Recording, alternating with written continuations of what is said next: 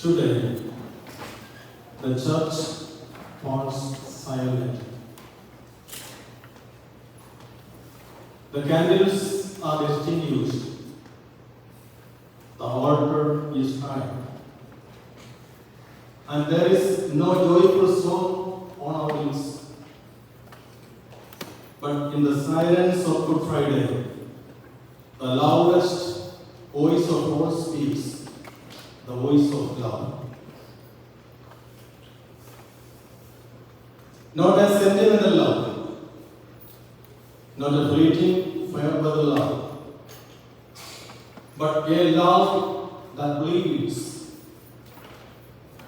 a love that blends, a love that climbs the cross, stretches out its arms and says, "This is for you, this is for me, and this is for all." Today, we remember not just that Jesus died, but why he died. We were not saved by a thunderbolt from heaven. We were saved by a man fully divine, fully human, nailed to two beams of wood. And as he hung there, with blood dripping from his brow and forgiveness on his lips, he spoke the greatest sermon that the world has never known without saying a word.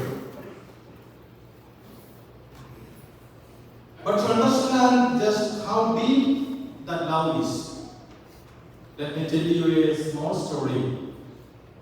A story that echoes across. Many years ago in Eastern Europe, there lived a man who operated a railway drawbridge over a mighty river. His job was to raise the bridge for ships and lower it again for passing trains.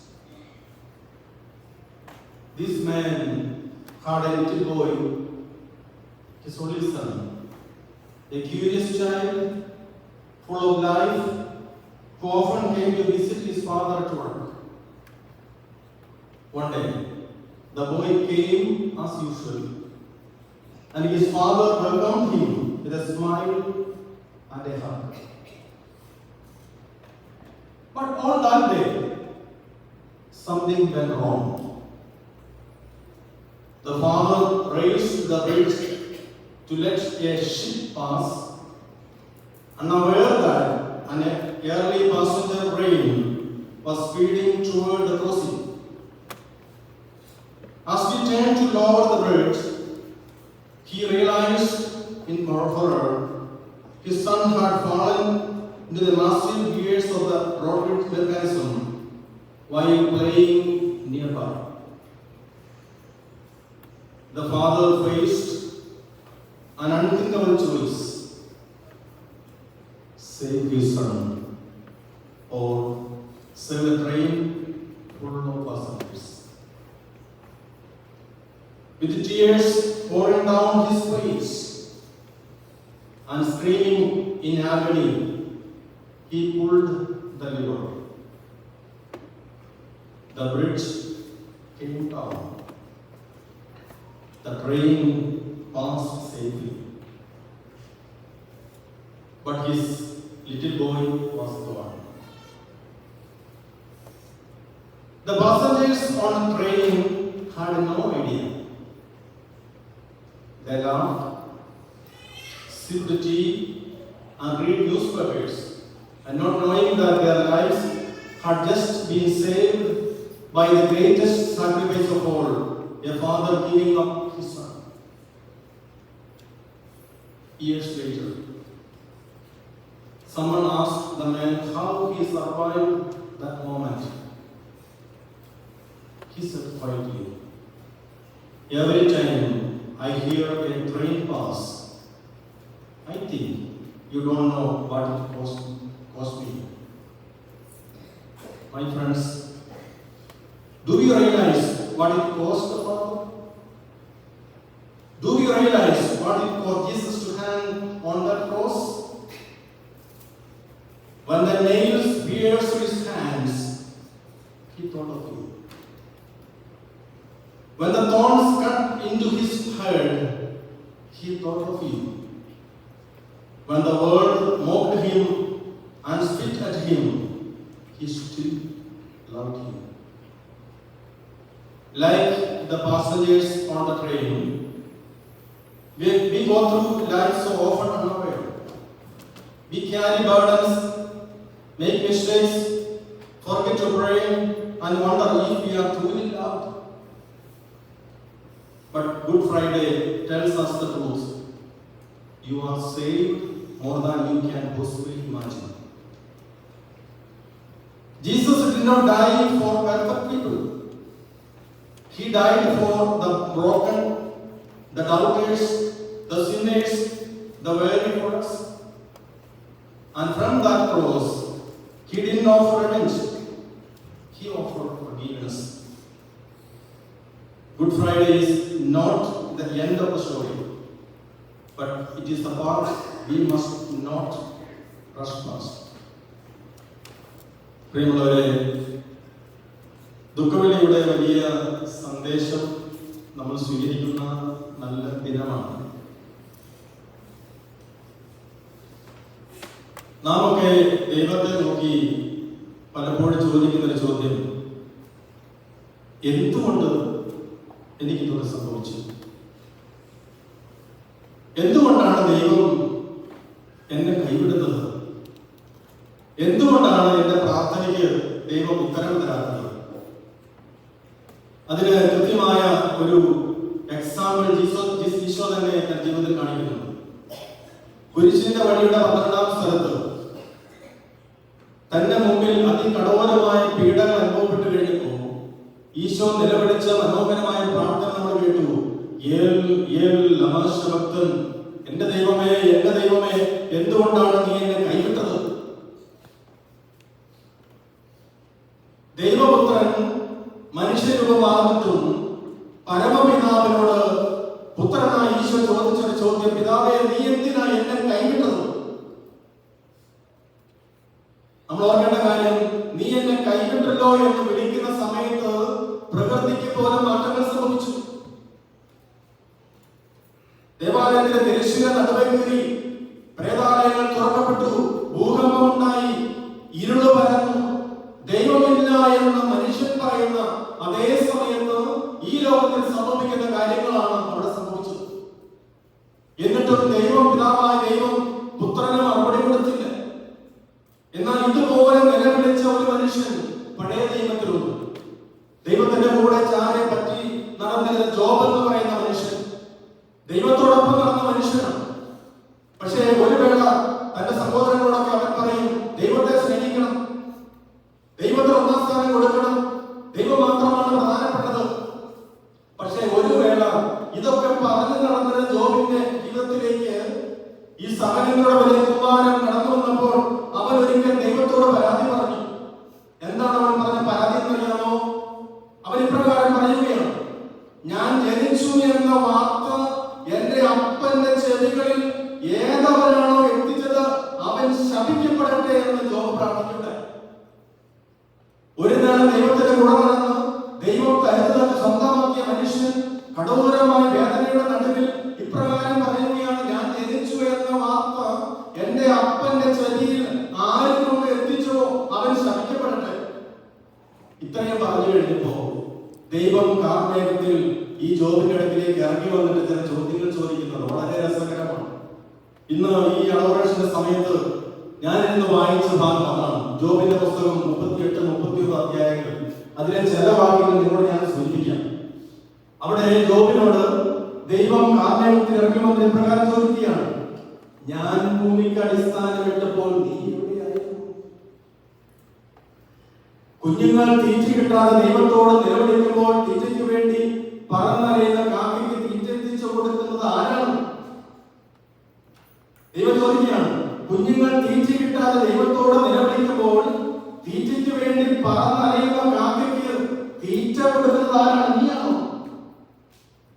കാട്ടാടുകളുടെ പ്രസവകാലം നിനക്കറിയാമോ? ഇങ്ങനെ ഒരേ രസകരമായ ചോദ്യങ്ങൾ ഈ ജോബിനോട് ദൈവം ചോദിക്കുകയാണ്.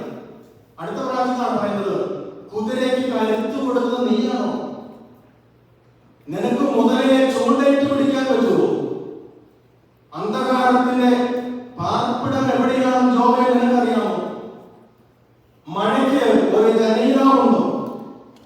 മഞ്ഞുതുള്ളികളെ ജനിപ്പിച്ച താല്. ഭൂമിയുടെ വിശാലത നീ ഗ്രഹിച്ചിട്ടുണ്ടോ?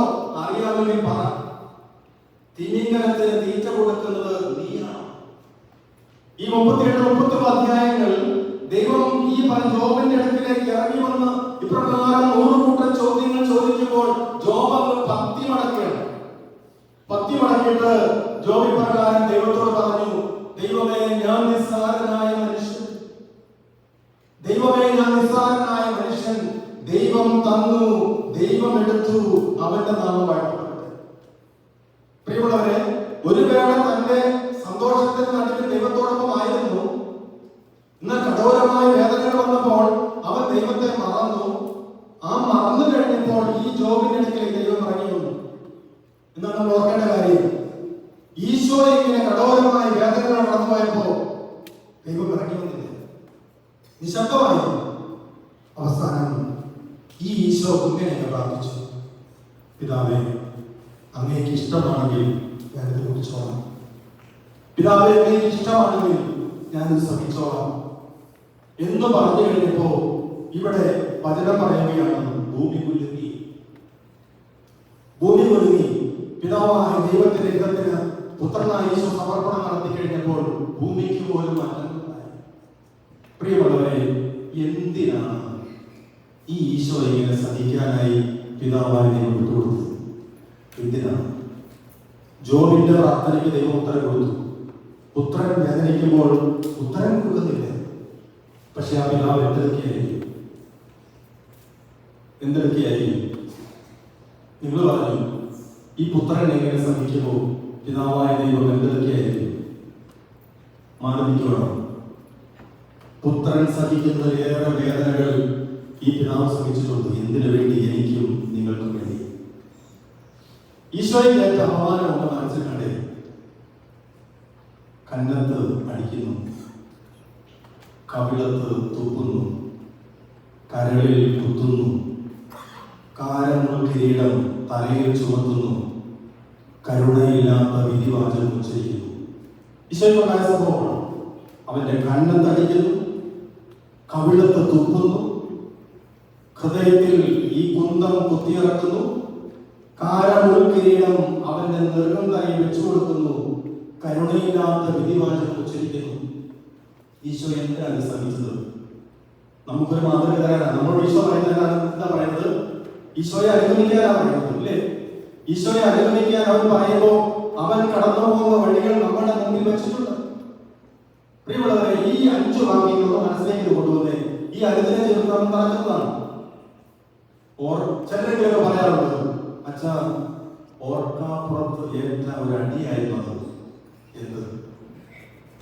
ഞാൻ ജീവിതത്തിൽ സ്നേഹിച്ചവരും സേവിച്ചവരും കൂടെ നിൽക്കുമെന്ന് കരുതി, എന്നാൽ കൂടെ നിൽക്കേണ്ട സമയം കുതികാൽ വെട്ടുന്ന അനുഭവം ഉണ്ടായിച്ചു. ഇവിടെ ഈശോ ചോദിച്ചൊരു ചോദ്യമുണ്ട്. എന്താ ഈശോ ചോദിച്ചത്? എന്തിനാണ് എന്നെ അടിച്ചത്? ഞാൻ പറഞ്ഞതിൽ എന്തെങ്കിലും തെറ്റുണ്ടെങ്കിൽ പറ. ഇതേ അനുഭവം നമുക്കുണ്ട്. കൂടെ നിൽക്കുമെന്ന് കരുതിയവരൊക്കെ മാറി നിന്ന് നമുക്കെതിരെ കുതികാൽ ചവിട്ടിയ അനുഭവം നമുക്കുണ്ട്. പ്രിയമുള്ളവരെ, ഓർക്ക് ഈശോ ഇതേ അനുഭവത്തിലൂടെ കടന്നുപോയതാണ്. അവന്റെ കവിളത്ത് തുപ്പുന്നു. ഇത് സോഷ്യൽ മീഡിയയുടെ കാലമാണ്. സത്യമേത നിത്യേത തിരിച്ചറിയാതെ കണ്ടതിനും കേട്ടതിനും ഒക്കെ ഒപ്പീനിയൻ പറയുന്നവരാണ് നമ്മൾ. സത്യമാണോ മിഥ്യയാണെന്ന് അറിയാതെ ഷെയർ ചെയ്യാൻ നമ്മളിങ്ങനെ ഓടി നടക്കുകയാണ്, ചെളി വാരി എറിയുകയാണ്. നമ്മൾ ഓർക്കേണ്ട കാര്യം, സത്യം പുറത്തു വരുമ്പോൾ ഈ പറഞ്ഞ ആളുടെ പേരൊക്കെ പോയിരിക്കും. ഈ നഷ്ടപ്പെട്ട പേര് തിരിച്ചു കൊടുക്കാൻ നമ്മൾക്ക് ആർക്കെങ്കിലും പറ്റുമോ? നമ്മളൊക്കെ അനുദിനം ചെടി വാരി എറിയുന്നവരാണ്. ഈ സോഷ്യൽ മീഡിയ ഒക്കെ വർദ്ധിച്ചപ്പോൾ ഒരുപക്ഷെ അറിഞ്ഞു പറയാതെയൊക്കെ മറ്റുള്ളവരുടെ മുമ്പിൽ തുപ്പിയിട്ടുകൊണ്ട് ചെടി വാരി എറിഞ്ഞിട്ടുണ്ട്. ഈശോ പ്രിയമുള്ളവരെ, ഇത് അനുഭവിച്ചതാണ്. കരടിൽ കുത്തുന്ന അനുഭവം ശരിയാണ്, വീണുപോയി, തകർന്നുപോയി. പക്ഷേ പതുക്കെ പതുക്കെ അങ്ങോട്ട് കരയേറി വരുമ്പോഴുണ്ടല്ലോ, ഇവനിക്ക് പൊങ്ങി വരുന്നതെന്ന് കരുതി സഹായിക്ക് നിൽക്കുന്നവൻ ഇടയ്ക്ക് പോയി സഹായം കൊടുക്കരുത് എന്ന് പറഞ്ഞ് ബ്ലോക്ക് ചെയ്യുന്നവരുടെ സമൂഹമാണ് നമ്മൾ. ഈശോ ഇങ്ങനെ അതിദാരുണമായ മരണത്തെ കൊല്ലാൻ വരുമ്പോ പടയാളി വന്നവന്റെ ചങ്കിൽ ഈ കുന്തം കുത്തിയിറക്കണം. തളർന്നുപോയി നമ്മളൊക്കെ. പക്ഷെ ഒരു വേള ആരുടെയെങ്കിലൊക്കെ സഹായം മൂലം കൈവച്ച് ഉയരാൻ ശ്രമിക്കുമ്പോ അതുപോലും ബ്ലോക്ക് ചെയ്യുന്ന ആളുകൾ നമ്മുടെ കൂട്ടായിരിക്കുന്നത്. പ്രിയമുള്ളവരെ, ഇതൊരു തിരിച്ചറിവായിട്ട് മാറണം. കാലമുൾക്കിരീടം അവന്റെ ശിരസിലടങ്ങി. എന്താ ഈ കാലമുൾക്കിരീടം? 4 കൂടമെടുത്ത് 4 കവലകളിൽ അപരനില്ലാത്തപ്പോൾ അപരനെ കുറിച്ച് നമ്മൾ കുറ്റം പറയാറുണ്ടോ? 4 കൂടമെടുത്ത് 4 കവലകളിൽ അപരനെ കുറിച്ച്, എന്റെ കൂടെ ഇല്ലാത്തവനെ നോക്കി ഞാനും നിങ്ങൾ കുറ്റം പറയുന്നുണ്ടോ? പ്രിയമുള്ളവരെ, ഒരുവന്റെ നന്മയാണ് നമ്മൾ ആഗ്രഹിക്കുന്നതെങ്കിൽ അവനെ കുറ്റം പറയുമ്പോൾ അവൻ കൂടെയുള്ളപ്പോൾ നിങ്ങൾ പറ. കൂടെയുള്ളപ്പോൾ പറഞ്ഞാൽ അവൻ അതിനെ കുറിച്ച് എന്തെങ്കിലുമൊക്കെ പറയാറുണ്ട്. പ്രിയമുള്ളവരെ, ഈശോയുടെ തലയിൽ അവർ വെച്ചു കൊടുത്തതുപോലുള്ള ഒരു മുൾക്കിരീടമാണ്. മറ്റുള്ളവരുടെ തലയിൽ ഇതുപോലെ മുൾക്കിരീടങ്ങൾ നമ്മൾ വെച്ചു കൊടുക്കുന്നുണ്ട്. വീണ്ടും കരുണയില്ലാത്ത വിധിവാചകം നമ്മൾ കേട്ടു. ജഡ്ജിയാണ് പറഞ്ഞത്, നിയമം അനുസരിക്കേണ്ടവൻ അനുസരിക്കാൻ ജനത്തെ പഠിപ്പിക്കേണ്ടവൻ പറഞ്ഞു, ഈ മനുഷ്യരിൽ ഞാൻ തെറ്റൊന്നും കാണുന്നില്ല. ജഡ്ജിയാ പറയുന്നത്. പക്ഷേ ആ ജഡ്ജി തന്നെ ഈ ഈശോയെ കൊലയാളിയെ കൊലയ്ക്ക് വേണ്ടി വിട്ടുകൊടുത്തു. പ്രിയമുള്ളവരെ, വിധിവാചകം പറയുന്ന മുമ്പ് നീതി എന്ത്, സത്യമെന്ന് തിരിച്ചറിഞ്ഞ് പറയാനുള്ള ബോധ്യങ്ങൾ നമുക്കുണ്ടാവണം. ഈശോ ഈ പറയുന്ന 5 കാര്യങ്ങൾ അനുഭവിച്ചത് എന്തിനു വേണ്ടിയിട്ടാണ്? നമുക്കൊരു മുന്നറിയിപ്പ് തരാനാണ്. മക്കളെ, ഇതൊക്കെ ഉണ്ടാവും, ഈ കാലഘട്ടത്തിൽ ഇതൊക്കെ ഉണ്ടാവും. ഭയപ്പെടേണ്ട, ഞാൻ നിങ്ങളുടെ കൂടെയുണ്ട്. ഭയപ്പെടേണ്ട, ഞാൻ നിങ്ങളുടെ കൂടെയുണ്ടെന്ന് പറയുമ്പോൾ ഈശോ കുരിശിൽ കാണിച്ചു തന്നു, പിതാവേ ഇവരോട് ക്ഷമിക്കണമേ. ഇത് പറഞ്ഞു കഴിഞ്ഞപ്പോൾ ഈ ശതാധിപൻ കാണുമെന്ന് പറയാം, ഈ മനുഷ്യൻ യഥാർത്ഥത്തിൽ നീതിമാനാണ്. അതേ പ്രിയമുള്ളവരെ, ഇന്ന് ഈ ദുഃഖവെള്ളിയുടെ ഓർമ്മയോടെ കടന്നു പോകുമ്പോൾ ഈ കുരിശിന്റെ ചുവട്ടിൽ നിന്ന് നമ്മൾ ചിന്തിക്കുമ്പോൾ നമുക്കൊരു തീരുമാനമെടുക്കാൻ പറ്റുമോ? എനിക്കറിയാൻ പാടില്ലാത്ത കാര്യത്തിന് വേണ്ടി ഞാൻ അഭിപ്രായം പറയുകയാണ്. ഒരുവനെ കുറിച്ച് എനിക്ക് ശരിയായി അറിയുന്നതിന് വേണ്ടി മാത്രം ഞാൻ പറയും. ഇല്ലെങ്കിൽ ആ സംഘത്തിൽ നിന്ന് ഞാൻ പതുക്കെ മാറും. ഇല്ലെങ്കിൽ പ്രിയമുള്ളവരെ, ഈശോയെ ക്രൂശിച്ചവരോടൊപ്പം ചേരുന്ന കൂട്ടാളികളായി നമ്മൾ മാറും. ആ ഒരു അനുഭവം ഉണ്ടാവാതിരിക്കട്ടെ. ഏവർക്കും ഈ നല്ല ദിനത്തിന്റെ, പുണ്യദിനത്തിന്റെ ഹൃദയം തടഞ്ഞ മംഗളങ്ങൾ ദൈവം ആശ്വസിക്കുന്നു. ഈശോ മരിച്ചു, അവൻ മരിക്കുക മാത്രമല്ല, അവൻ ഉത്ഥാനം ചെയ്തു. അവൻ വീണ്ടും വരും. എന്തിന്? അവന്റെ മരണത്തിന്റെ പരിണിതഫലമെന്നോണം രക്ഷിക്കപ്പെട്ട നമ്മുടെ ഓരോരുത്തരെയും രക്ഷയിലേക്ക് അവന്റെ കൂടെ കൊണ്ടുപോകാൻ. ആ കൂടെ കൊണ്ടുപോകുമ്പോൾ അവന്റെ കൈകളിൽ തുമ്പിൽ എത്തിപ്പിടിക്കാനുള്ള കൃപയ്ക്കായി ഈ ദുഃഖങ്ങളിൽ നമുക്ക് പ്രാർത്ഥിക്കാം. ദൈവം നമ്മെ ഓരോരുത്തരെയും സമർത്ഥമായി